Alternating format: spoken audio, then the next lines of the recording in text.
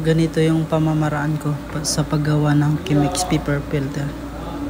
Tinutopi ko yan sa pinakadulo ng isang beses lang.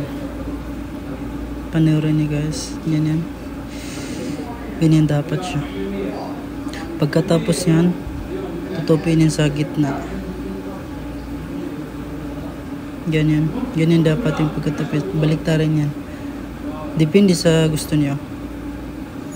Yan.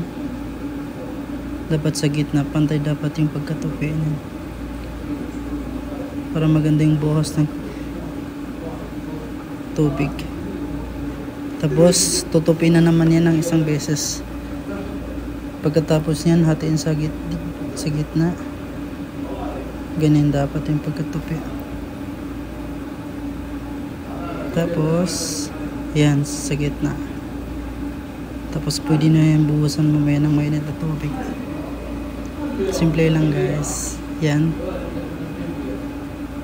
Pagkatapos yan, para lumambot yung paper filter, buhusan ng mainit na tubig. Yan. Simple lang. Tapos, ibubuhos yung tubig. So, ito na. Chemex.